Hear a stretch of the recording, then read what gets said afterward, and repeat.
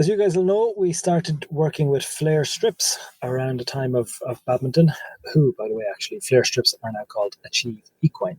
But that is a story that I'm going to tell you on another show. We've been talking to Flare for a while. I'd seen the flare strips. And once you know this stuff, you can't not see them ever again.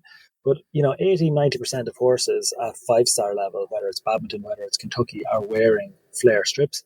I sort of felt I knew what they did, but actually, to be honest, as we got talking to Jim and Hannah at Achieve, we began to realise there is a huge body of evidence sitting below the surface, which is a story that we don't tell at all. There's way too much to put into the start of a pod and the end of a pod. I mean, a whole podcast itself easily will be a brilliant show to listen to. 20 years in the field, developed by veterinarians, 8 clinical studies, all around how horses breathe. So whilst exercising, horses can only breathe through their nose. I mean, it sounds basic. I really didn't appreciate. And actually, I think, when I was talking to Sam and Spike about it, there's still so much learning in this area. But while horses are exercising, to be able to help them get air into their systems, I mean, needless to say, it's a huge performance and welfare prover, shall we say.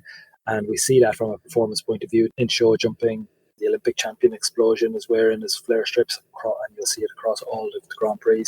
And it's something that we see probably more associated with cross-country in eventing, but actually is moving more and more as the understanding of horses holding their breath while they jump.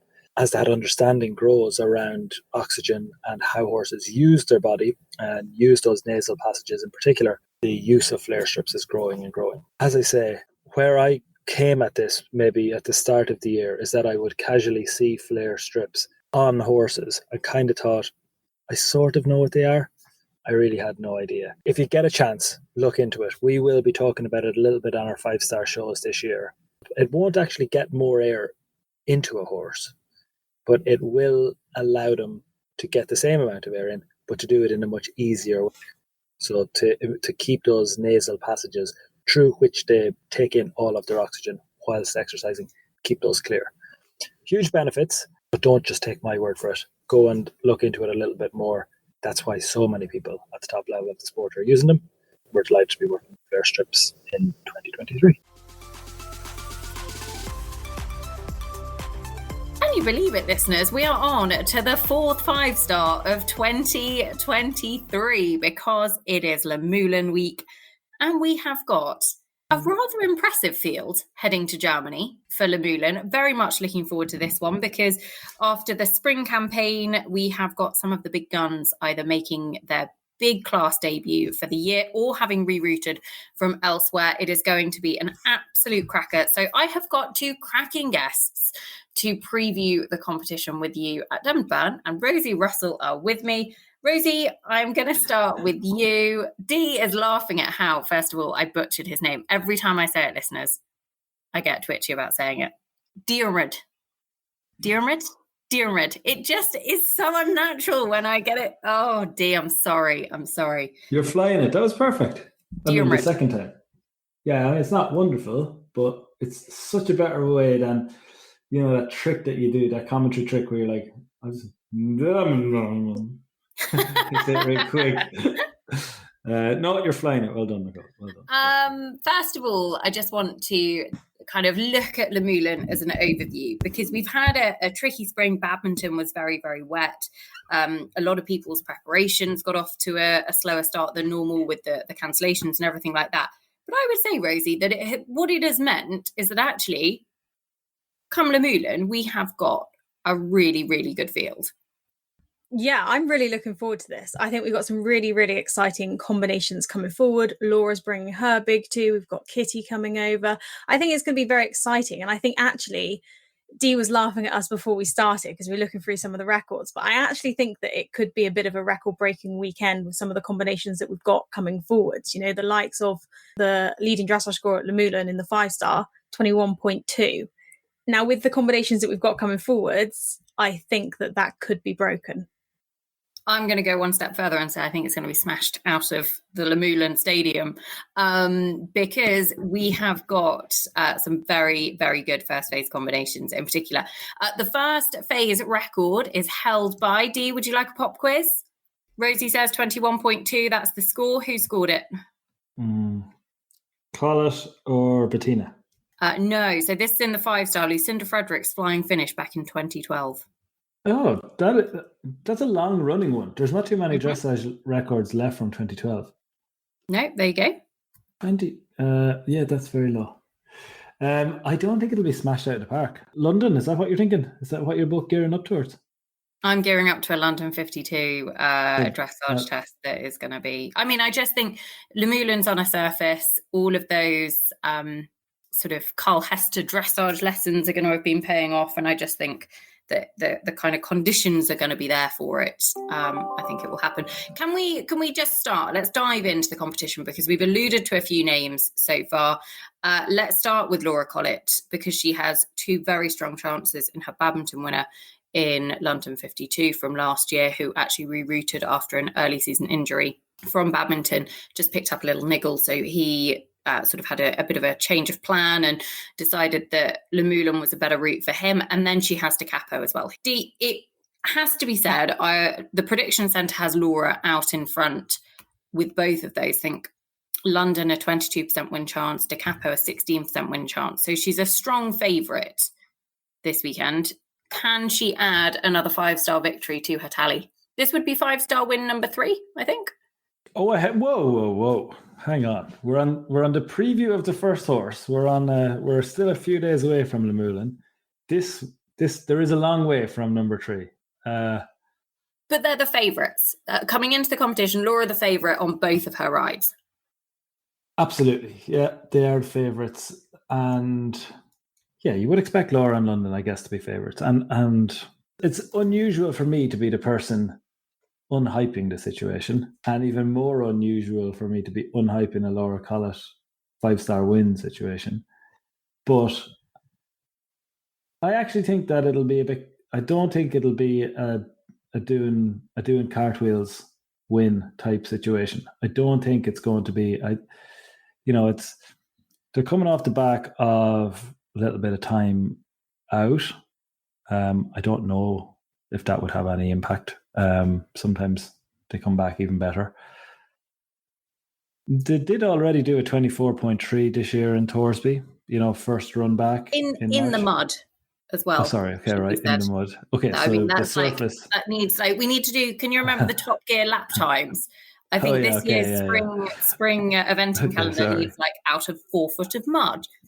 Conditions were good, that sort of thing. That brings you closer to your predictions, and I presume Rosie's predictions of this London 52 dressage test that we all need to stop at some point over the next couple of days to see, because other than that, Bicton 19.8, Pretoni 19.3, Bergam 21.6, Badminton 21.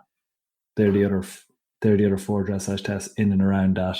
Torsby 24.3. So yeah, I mean, you probably do see a first phase. We're certainly very close. I mean, there's probably 3 horses who can get sub 23, I would suggest here. This one could be very hard to pass because they have all the speed and all the jumping after it. I think for me, London 52, the last time we saw him at a big one was Pretoni last year, the World Championships. And previously, before that, his record had been very, very, very strong. There's that 20 penalties at Pretoni that I think Laura will be very keen to set the record straight again here this weekend. We've got the Europeans, we've got the Paris Olympic Games next year. Actually, it would be a big one to just kind of go, it was a blip, it was a one-off, we're back on track. Which it was, in my opinion, and I don't know this myself. I can only repeat, from sitting around and watching and listening to everybody talking about London coming down that hill at Pretoni. But most people said London was bold. He came down the hill, he's in the right spot, and he decided, I'm not doing that. And that, for me, has to feel like a blip, given that you're looking at a PO winner, a badminton winner, a top 10 in the Olympics, a Buccleuch winner, a Buccleuch second, winner of Blenheim, winner of Bicton, winner of Aston.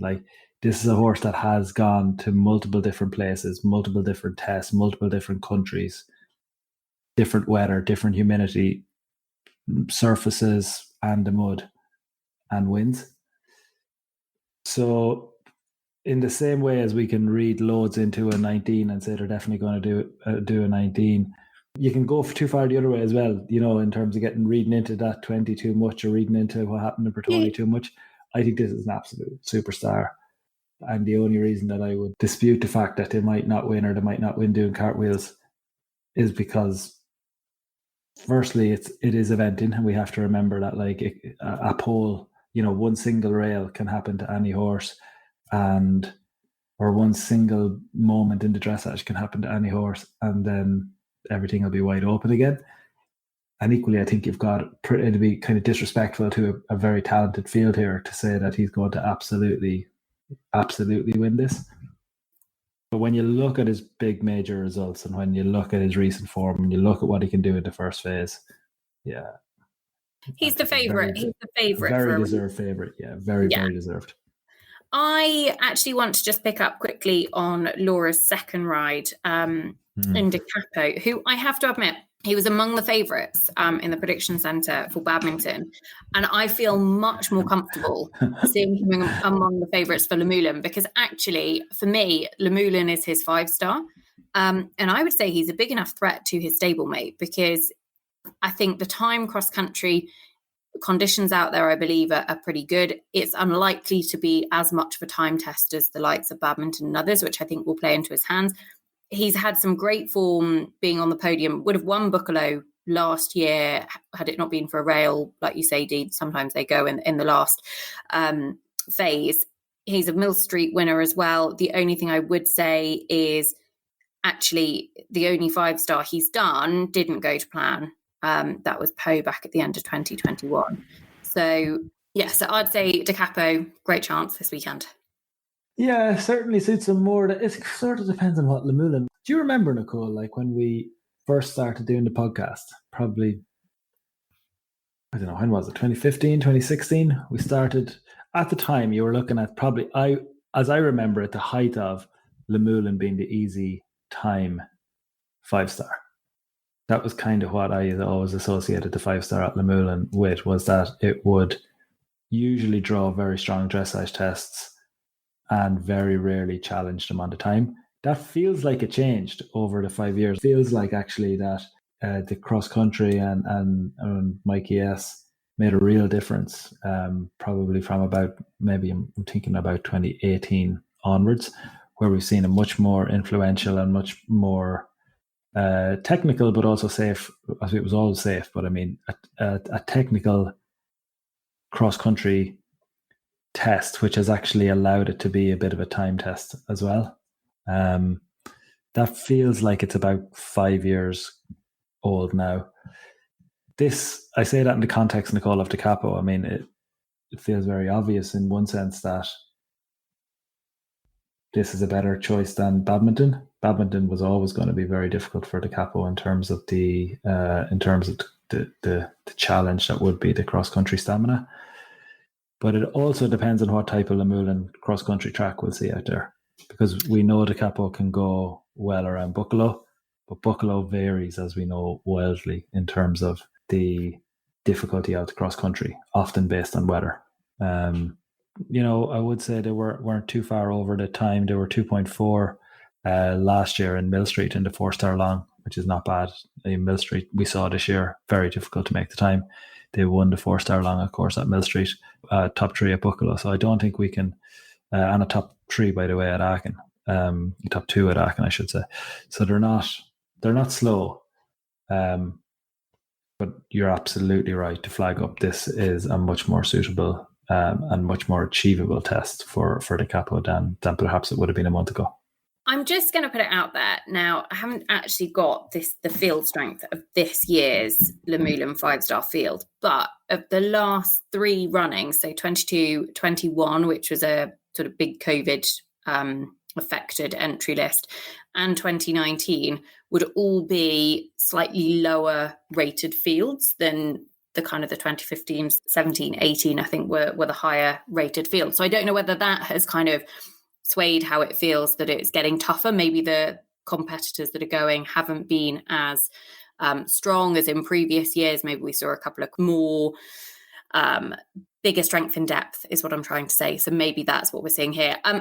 Rosie, who stands out for you when you look at the entry list?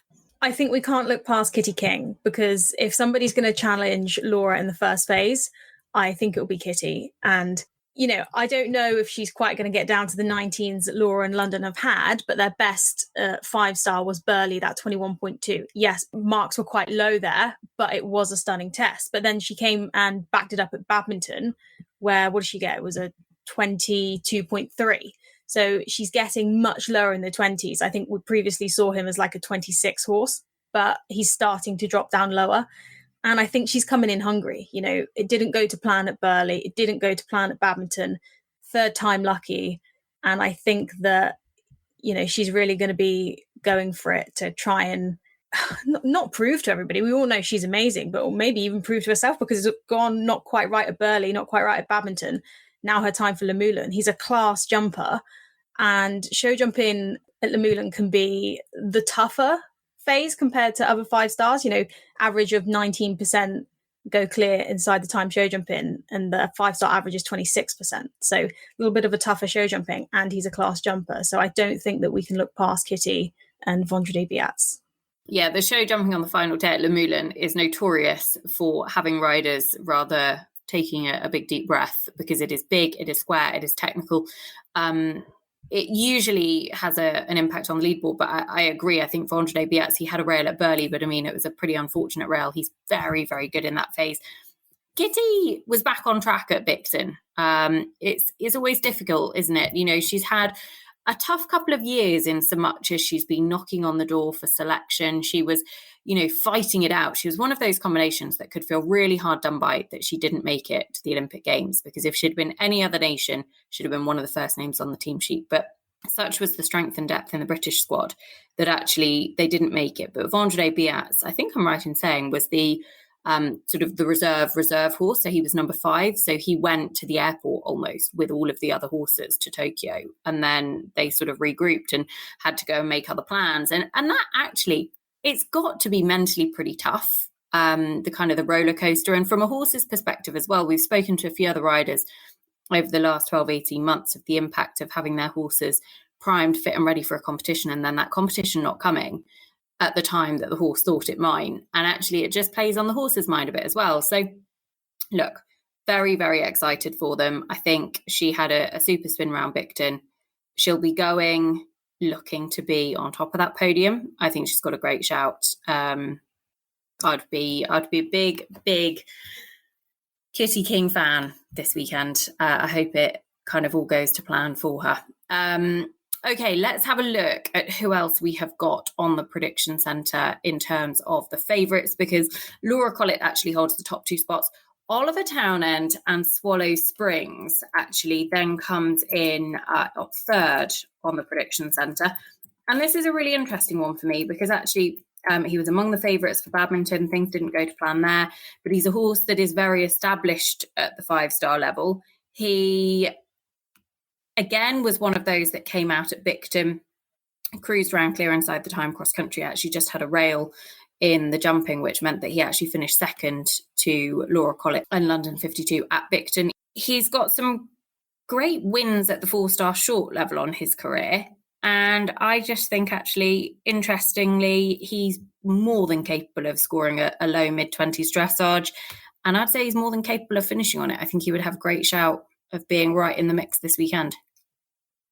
Yeah, I agree. I think he has a really good shout. They can post that low dressage score. I don't think they're quite touched London, but definitely a good shout. And Oliver will then, he's joint leader with Andrew Nicholson actually for the most starts in the 5-star at Luhmühlen, but he'll nip ahead of him now with, how many has he got this weekend? 3 horses? Right. And actually, he's got some really nice other ones. So he's got Tregilder, who we've seen previously at 5-star level, has been top 10 at 5-star. That's a really cool horse.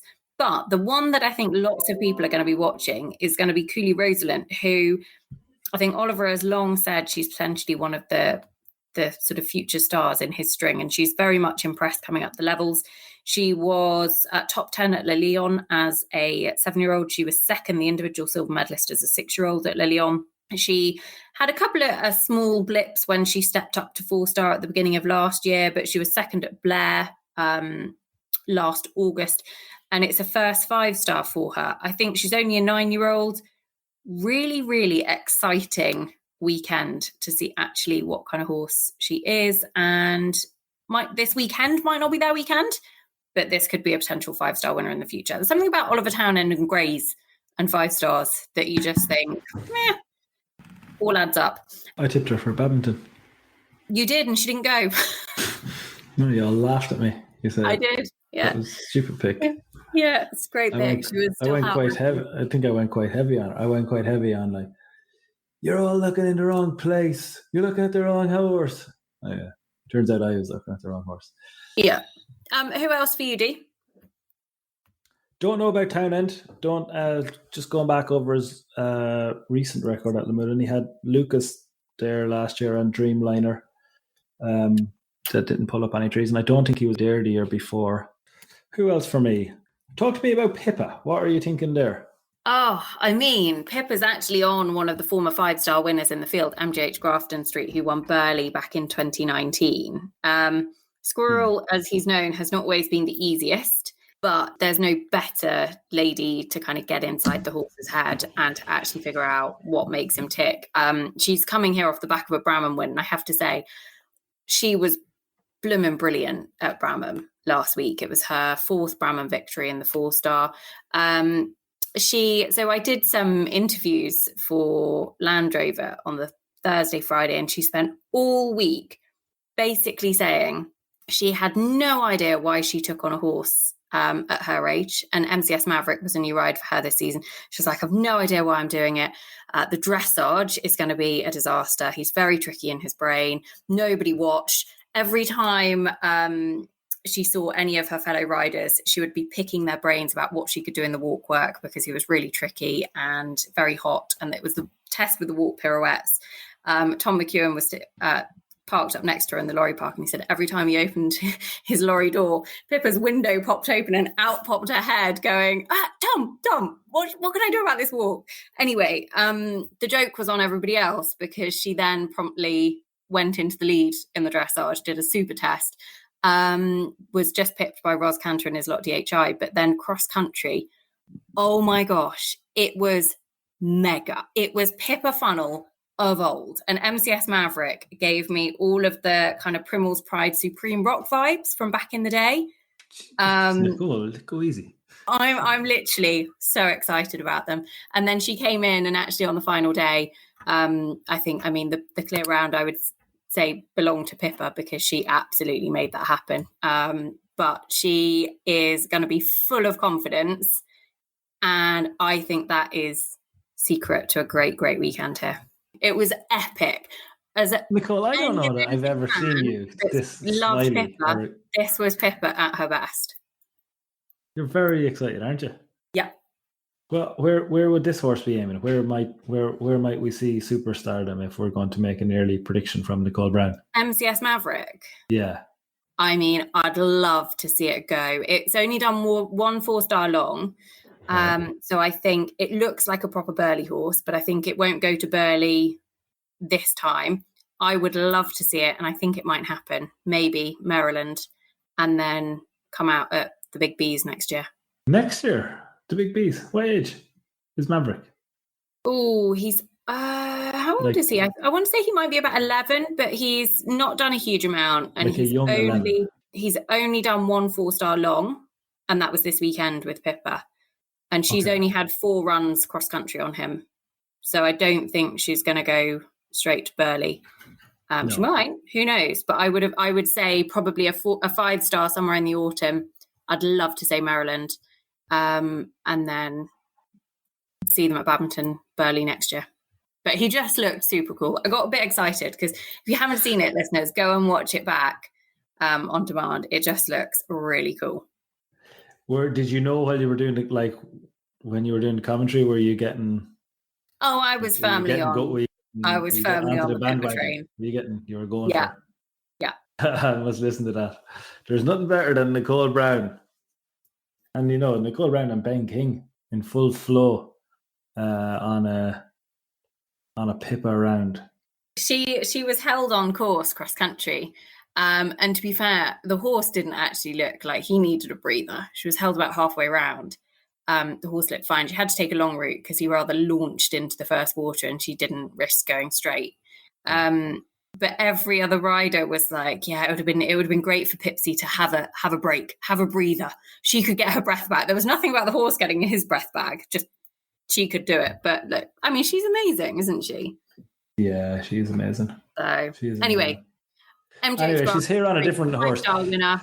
5-star winner, 2 5 stars. Nicole didn't finish one, and he's tricky. He's a tricky old character. MJH Grafton Street.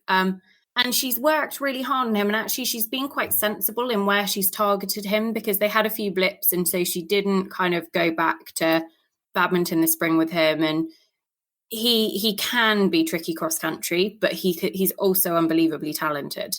Luhmühlen is a very, very different 5-star to Burley. Is he going to be able to be right in the low 20s to mix it with the others after the first phase and catch them? I'm not sure because I don't think it'll be the stamina time test cross country. They are, London and maybe Vondredi Beats skew you a little bit though, don't they? Because you kind of start thinking that like, well, if they're not on a 19, we can't be dealing with them. But there's going to be a right group of horses all in around 24 to 28. Which is still unbelievable dressage. Yeah. And, to get a 5-star event horse doing 24s to 28s, it should be enough, if I'm honest. It should be enough to pass the 5-star dressage test. And then we go and see how good they are cross country. I think that's probably where MGH Grafton Street ends up, somewhere in that bracket. Cross country will be interesting. Cross country time. I mean, a lot of their big results come at 4-star long, but I would say, Nicole, actually a lot of their big results are 4 and 5 years old now. They won Burley, which is obviously a big one. But other than that, Nicole, I'd say Blenheim 2017, Blenheim 2018. They're kind of top 10 finishes in the 4-star longs there. Big result at Tats 4-star long, but again, your 2017, 2018 time, top 5 at Bicton. Already this year, which is definitely a big result. And again, on that same 22 dressage start with time, but that's what was Bicton weather like? Sunny, 9.2. But it's a tough enough place to make the time, Bicton. It's very hilly and 4-star short's always tricky to make the time. So, only all right jumper as well, by the way, just so you know, show jumper. So even if they were to get all the other bits, and even if they are full of maverick confidence, I think they're going to need it all the help they can get. I think a top 5 would be a great result for MGH Grafton Street. Can we go on to a couple of the US challenges? Because actually they've got a great chance this weekend. They obviously had a brilliant Kentucky. Tammy Smith is back at her first 5-star since winning Kentucky this spring. She had My Barm in Kentucky. She comes with a really exciting young horse in Solagua, California, which is a 12-year-old. She wouldn't be the most experienced 12-year-old. She's only been eventing she started eventing, I think, at the back end of 2020. So she's not had a huge amount of mileage. She's progressed up the levels pretty quickly. But she won the 4-star long back end of last year in, I want to say, Leesburg, which I'm just double checking that doesn't have, it doesn't stand for something else. Our American listeners will shout at me if it does. But they won there at the back end of last year. But Leesburg, Virginia, isn't it? Yeah, I think so. And they won that, had a good sub-30 finishing score. She's come out very well. 3 top 5 finishes at 4-star short, including second at Kentucky in the 4-star short this year behind Carl Slezak and Hot Bobo, best name ever. So look, really, really smart mare, and I think would have a very good chance of being. I'm not sure I'm going to put her up to win, but I'd say she's got a great shot at a top 5 finish. Boyd Martin, though, dear, I want to ask you about him because comes with 3 rides. Setzeleg, who is unbelievably experienced now. And I have to say, like, this could be the last time we see him at 5-star. Who knows? I mean, he's 16. He's been to World Championships, Pan American Games, Olympic Games. He's just done all sorts in his career. But then he's got the 2 sort of young guns coming up behind him, Federman B, and also Luke 140, who is back. I was a massive Luke 140 back a couple of years ago, and he's had a really quiet couple of years, had a bit of time off through injury. And what a cool horse. He's such a jumper that I'm very excited to see him make a 5-star debut, long-awaited 5-star debut. He was the horse, Luke 140 listeners, that Boyd was actually selected to go to the Tokyo Olympics on, and then he got a niggle, and so he didn't take him. Oh, yeah.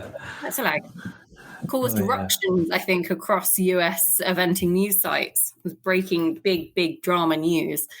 Because you couldn't have picked Setzeleg off the back of falling at Kentucky. Remember, I think that was the year.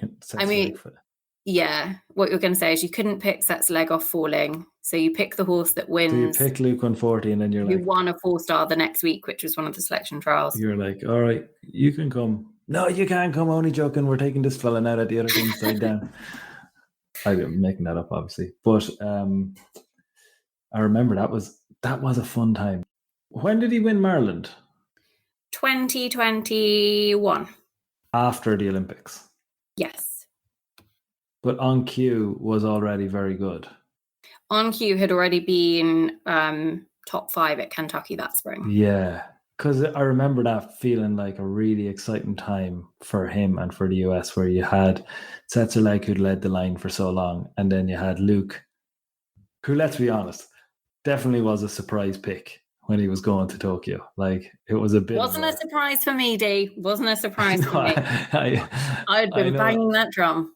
You were banging that drum, but it was still a shock.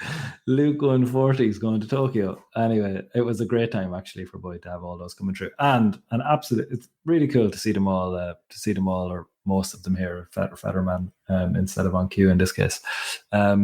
He is very experienced. He is knocking on the door. I think he's going to go from 46. This is as a rider. Boyd is going to go from 46 to 49. Has he 3 in the 5-star? Yeah, he's got 3 in the 5-star. Oh, he's just going to end up short of 50 5-star appearances since 2008.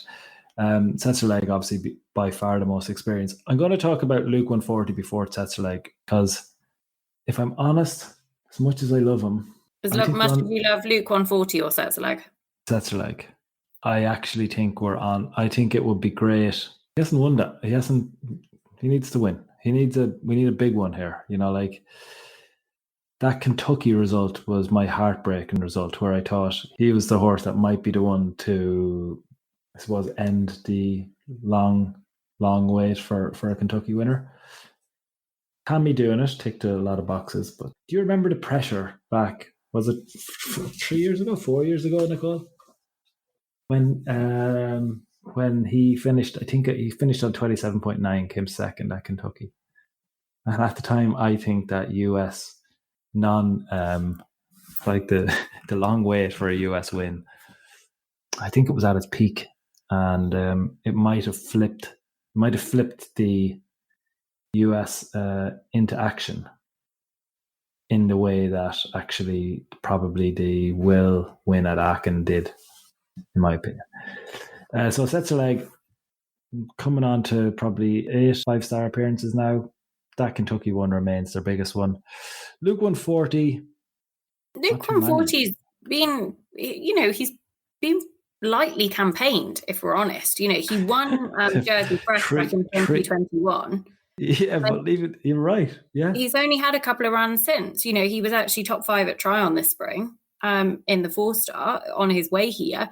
This is a long-awaited 5-star. This is the horse that was the next big thing, that then has had a bit of time off and is back. And this is the first chance we're going to get to see him at this level. And Boyd would not be putting him on a plane to come over to Europe if he didn't feel he had a great chance.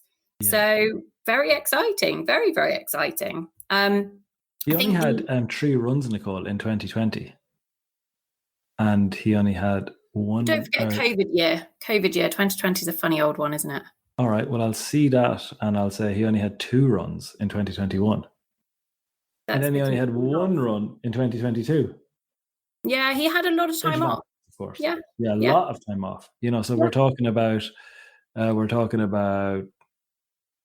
7 runs since 2019, 7 internationals. That is not a lot.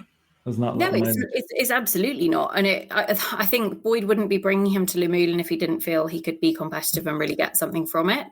I think it's a great chance for us all to see a really, really smart horse coming up the levels and see how he takes on a 5-star challenge. I actually wanted to flag up because we know quite a bit about Set's Leg, and I would say he's been a 5-star stalwart. He'll be one of the most experienced horses in the field. But I wanted to pick up on the other of Boyd's horses, which is Federman B, who was produced by the lovely Annie Goodwin, who really sadly passed away back in, I think it was back into 2021. And so Boyd has had the ride. And, there's always a huge amount of pressure, isn't there? The horse is now owned by her family and friends. Boyd trained them. And so there's quite a lot of emotion attached to this combination, which I think is always quite tough to kind of take on as well. But I think the results they've had are very, very cool. They've jumped double clear in each of their 6 international runs together, bar their first run, which was at the back end of 2021. Never been out of the top 10 in the last 6. Top 10 at Buccalo. 1 try on long format last year as well. So has had a couple of really good long format runs. 1 try on 4-star short this spring. This is a really cool combination, really exciting combination, great story. Very much looking forward to seeing them. I think of the 3 horses, Federman B is my pick to finish best of Boyd's. Rosie, let's look. I have one more thing to tell you about why it might not be Federman B and why it might be your old pal, Luke 140. Go on then. Been here before in a 2-star short. Oh, back in the day with Marlon Peterson. Correct. Yeah, 2018. Started on a 22.3, finished on a 25.9, and came second. Ah, cool. Back to the roots. There we go. Right, let's roll on because I want to mention world number 1. We've not talked about yet. Right, go on. Tim Price, Happy Boy. Tim Price, Happy Boy. I don't think that they're going to take the win, but definitely, I think they're going to end up in the top 10. I mean, this horse can't quite, from what we've seen so far, get low enough to be up there, I'd say, after the first phase, but they are the type to be in that 25 to 28 bracket. I think that they could probably pull that off if they pulled out a good test. They won Buccalo last year on a 25.6. And I just think that this horse is a cracking jumper, not been to a 5-star yet, but hasn't had a single cross-country jumping penalty on its international record and had 1 show jump down internationally. That's it. It is a little winning machine. It's had 2 wins at 3-star, only 1 at 4-star. I mean, 1 win at 4-star, as if that's nothing. But it was Buccalo. I think it was Buccalo as well, I know. But I do think we need to keep an eye on Happy Boy because I think he has a really good shot this weekend. Like I say, I don't think he's going to quite hit the top, but I don't think he's going to be far behind. Definitely not. Yeah, he's a former Le Lion 7-year-old young horse world champion back in 2019. He is a really, really cool horse.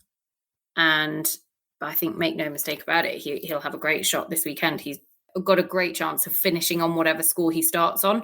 If he can be within a fence of the sort of the big guns of Laura Collett and Kitty King in the dressage, I think Tim will be pretty happy and looking to see what he can do from there. I'm just going to double check because FEI Eventing World Rankings, I'm pretty certain that Tim does not count points from Luhmühlen and from last year, I mean. And it's quite interesting because the counting points that he scored were very back-end heavy last year. So he's going to start losing some of those points. So if he's going to keep hold of his FEI world number 1 spot, then he needs to start picking up some other big results to replace them with. So I think that's something else to bear in mind this weekend as well, that actually 5-star points in Luhmühlen would be a really, really good one to kind of add to the tally for his FEI World #1 spot. Right. Who else is there on the prediction centre? Because there's some, Izzy Taylor monkeying around, we haven't mentioned much about.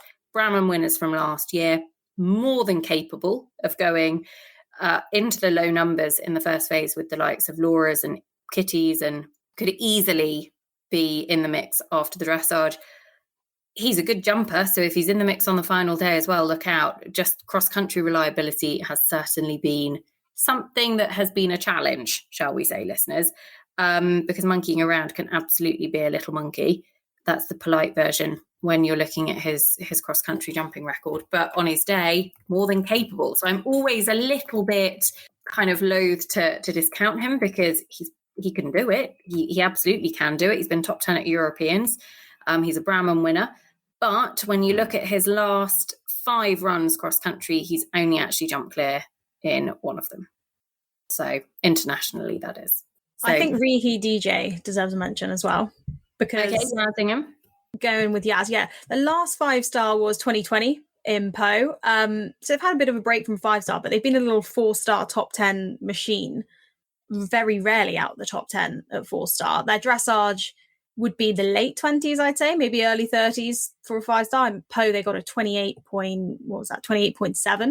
But he is a super little jumper, and one that I think that, Yaz will be going there with confidence with him. And I just think that he shouldn't be looked past for a top 10. Yeah, I think a very, very good shout. Yaz looked super with him at Buccleuch last year. And he's a really, really smart horse. He's experienced now, very, very experienced. And I think Yaz has got more experience as well. So I'd say they have a very good shot. I'm just going to flag up actually another of the American contenders, QC Diamontaire, Sid Elliott, who were top 10 at Kentucky last year, but also on the podium in the 4-star short at Kentucky this year. They've been top 20 at Aachen. They very much are coming here with, it's been a plan to come to Luhmühlen. It's been a plan to come to the 5-star long here. They've got some great 4-star long form. They've been top 10 on numerous occasions, including Buccleuch. So massively experienced, I'd say, would have a really, really good feel coming into this weekend. So the Americans looking very, very strong. D, anybody else you want to pick up on in the... Yeah, loads. I've loads. Go on then, let's rattle through a few, because it's a 5-star preview show. You know what it's like. We get dragged down the rabbit hole. I'll give you one, and then I'll let you do dark horses. How about that? Go on then. I'm looking, Nicole, to a Leon winner. Her eyes are lighting up. Rosie, to a Semur winner. Her eyes are lighting up. She's nodding. Oh, both of those results came with Tom Carlyle, one of the most talked about horses in the world. He went to Badminton and delivered at 26.9 already in 2023. It's Tenerez. Yeah. What is going to happen? Tenerez is here with Harry Mead. You know what? Harry's in great form this year. 100%.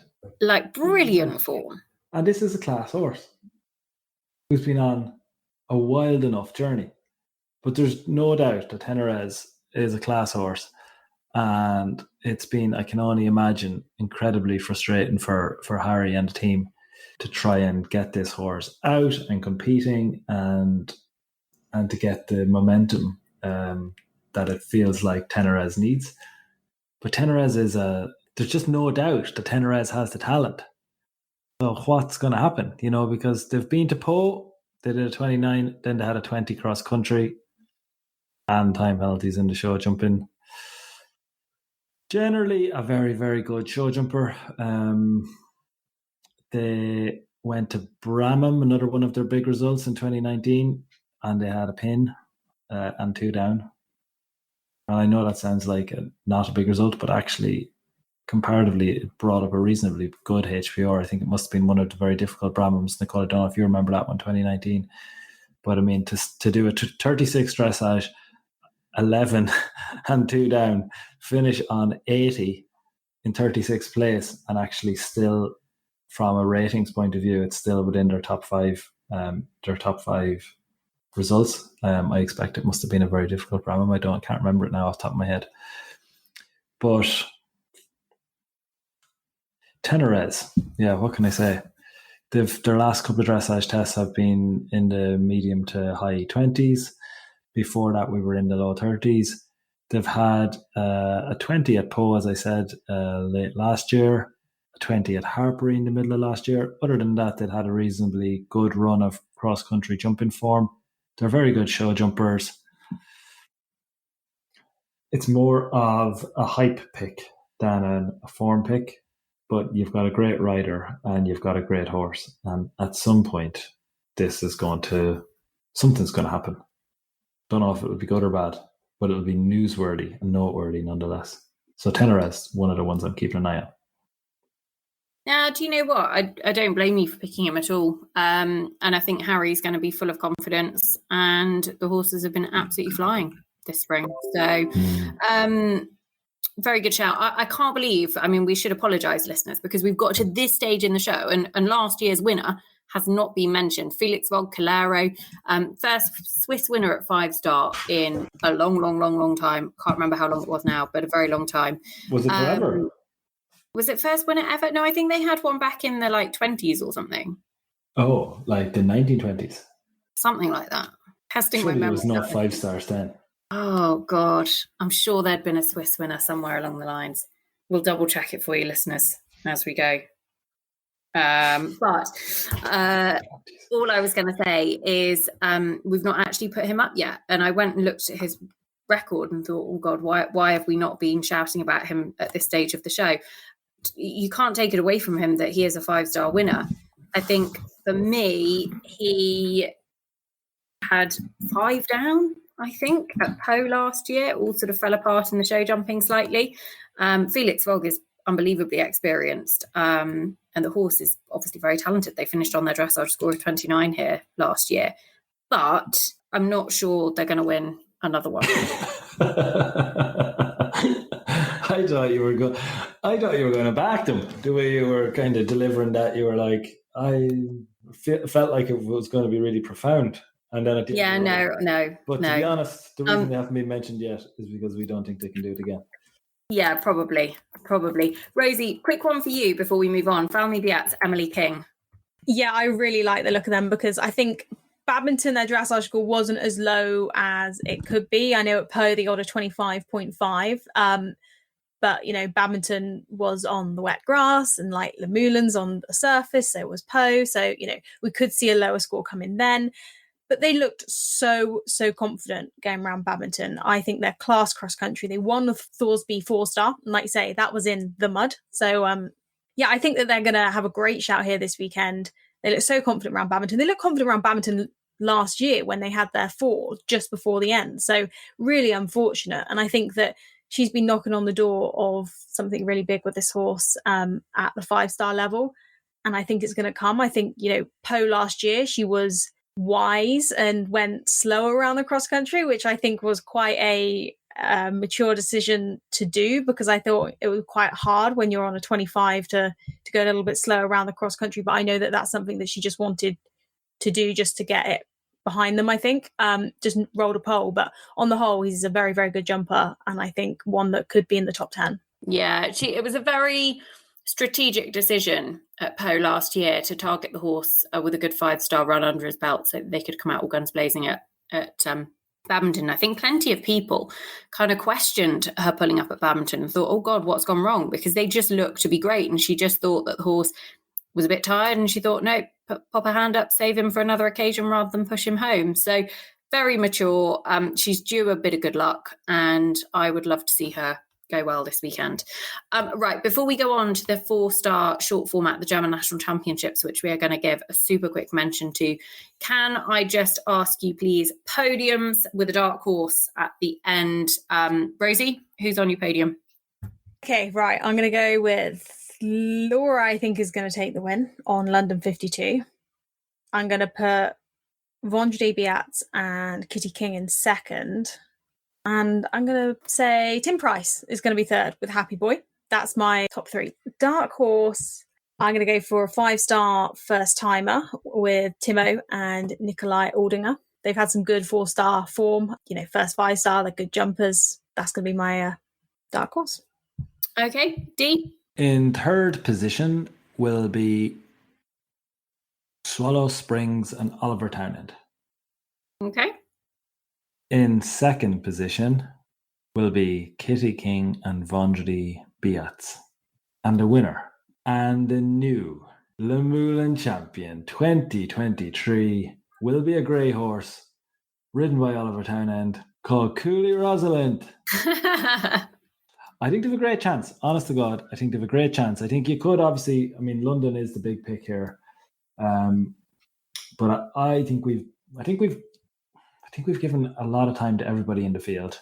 There's loads of brilliant horses here, and actually, hopefully, there'll be a bit of excitement and a bit of fun and a bit of drama across the few days. Obviously, you don't want excitement and fun and drama if you're Kitty King, if you're Laura Collett. They want everything to be no alarms, no surprises. Hit your 19, finish on it. Don't talk to me. Do you know what I mean? That's they're there. Fascinated that you've left the top 2 in the prediction centre off your podium. The Collett. Yeah. I know, to be honest, there's no real reason for that. It makes no sense. Other than I presume we all have to pick Laura Collett if we're going to be sensible.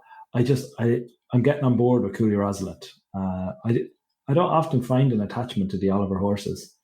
But did this one come from Ros? Cooley Rosalind, was that a Ros horse back at one point? No. Don't know. It came from Cooley. Did they go to Lilian? Is that where it is? Yeah, been top 10 was second as a 6-year-old and top 10 7th, I think, as a 7-year-old. Couldn't tell you then what it is. He obviously wasn't listening to me about half an hour ago, was he, Rosie? Oh yes, I know. I was doing my own research when you were doing that. I'm only joking. I like Cooley Rosalind. Sorry, the dark horse. Dark horse. I'll just put up Sam's dark horse because he's not here to talk about Elizabeth Power and Sinzafini. Amazing. Actually, I can't believe we've not mentioned her. That's a very good dark horse. Fair play. That's Sam's one. My one, would you believe? Sorry now, Nicole. I have my notes. My notes all prepared. I'm all of a fluster now when I need to be. Do you know who it is? It's I can tell you. I don't need to look it up. It's Tom Jackson. Oh no, he was going to be mine. Really, Farndon. Yeah, Farndon. All right, we'll share him. What do you want me to start and you can finish? Yeah, can do. I presume you saw him at Bicton or Burnham. I saw him do it working on the flat at Burnham. No, not Burnham Market. Thorsby. Before he then, I presume, didn't run or he'd taken the horse to just work it or something. And I said to Sabrina, I was like, who's that? That is nice. Meaning the horse, not Tom. That would have been awkward. Anyway, it was fun. And it's a horse bit that's been on my radar for a bit, but I just really liked him. Thought it was really smart. While we're and on Tom is class. Yeah, while we're on the topic of Tom, Capel's Hollow Drift had a bit of an old jump in the ELO ratings. Are you ready? They are tied. 749 in the ELO. They're tied with another British horse in the top. Current British top 7, top 8, I would say, in that region. Nicole, Rosie, they're level with Vondredi Beats. Hey. Oh. Who's always been a big hitter on the ratings. But I think it's a huge climb from Capel's Hollow Drift. I think Capel's Hollow Drift is going to go to the Europeans. Do you? Yeah. Well, anyway, Farndon is our dark horse. The dressage could get nasty. Wouldn't know. They did a 37.9 at Hartbury back in 2022, but flipped that around and they've come out and done a 26.5 in a 4-star short at Bicton already this year and went on to finish in the top 10. So the dressage could be absolutely perfect as well. I think a lot will depend on that, and I mean that in the best possible way because they're very good jumpers, cross country and show jumping. Farndon is 13. I don't know that we're going to see a full superstar emerge over the next kind of 3 years, but I do think with Capel's Hollow Drift leading the line for Tom that if you can get a regular enough 4-star long, 4-star short, tipping on 5-star horse, it'll really help his overall, what's the word here? Like the professionalism, the string, the fact that you've got a team of horses. You need one or two more to come in and join that. And Farndon look like might be that one. So I don't think it's quite like Tom McEwen levels or Tim Price levels in terms of having the big strings, but you can see what it's done for those lads to be able to bring 2, 3, 4, 5 horses in. Farndon and Tom, ones to watch. I think I am going to say that my podium is pretty predictable in line with the prediction centre, to be honest. I will say Laura Collett wins, London 52. I think it's going to be hard to get past this weekend. I think second, and I've gone back and forth on a couple of different horses here, but I'm actually going to stick on... Do you know what? Actually, I'm going to be a little bit more wild. Pippa, MGH Grafton Street, takes second. And then Laura takes third with Da Capo. So it's Laura, Pippa, Laura. So you've 2 Collett horses on your podium, and I've 2 Townend horses on the podium. Yeah. My dark horse, I obviously Farndon, Tom Jackson, but if I was going to throw another one in, Will rule in the partner. Will, good to see him back at 5-star. We followed him going into Bicton a couple of years ago, and I think hopefully he'll have a really, really fun week with the partner. Needs to get better in the first phase, though, the partner. I had a look at the role of that. I mean, the other one actually, which I was just looking down the prediction centre, and it's the last horse, listeners, I promise, that I'm going to mention, because if they're running this weekend, I can't believe they're this far down the prediction. They've only got a 7% top 10 chance, which makes me feel like maybe they're not going. Maybe the computer knows something I don't know. Monbeg by Design, Susie Berry, who were really, really good for the Irish in Pretoni last year. Jumped double clear in Pretoni. Yes, admittedly, mid-late 30s dressage, but double clear machines, very experienced. Maybe in a Burley or a influential cross-country course, you'd see that coming up. But yeah, but I mean, I'd say that actually Susie should be talked about here. Well, we've talked about every other horse in Europe, so we might as well, if you want, feel free.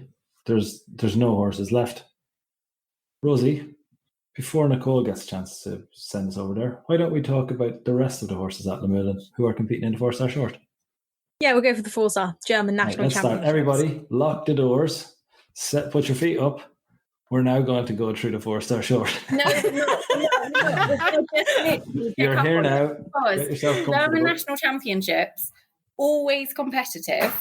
The big one for me, I have to admit, you've got your Julia Krajewski in the field, not with Amanda Bonneville. She's got 2 really exciting young horses, both of whom have impressed at 4-star this year. You've got Ingrid Klimke, but you haven't got Michael Young.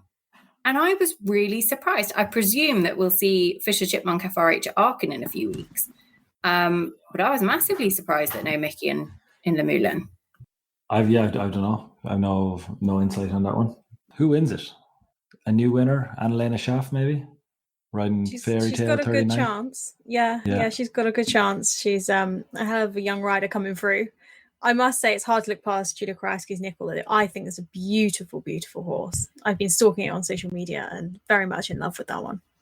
Julia's got 2, actually. She's got Hero de Cantre as well, both of them have been on the podium at 4-star. But I'll be honest, I think you've both totally missed the obvious winner, Luhmühlen form to the absolute max, and that is Charlie van der Heijden and Molly Summerland, who are back not for the 5-star this time, but for the 4-star short. Do you think they can win the 4-star short?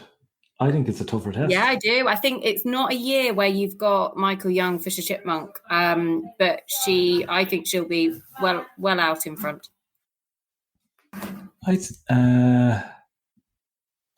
Yeah, she's her dressage form. I mean, again, from my social media stalking, it's looking very, very smart. Another one to be at Carl Hester's for dressage lessons. So really, Carl Hester Magic could come through at Luhmühlen for the 4-star and the 5-star. That'd be pretty cool. Also, I saw Flo at Bramham this weekend, and he was second in the 4-star short and gave her an absolutely flying cross-country round. Looks the real deal, looked absolutely brilliant. Inside the time, one of only 3 to do so, which will fill her full of confidence as well, going out cross-country. Obviously, she knows Charlie really, really well.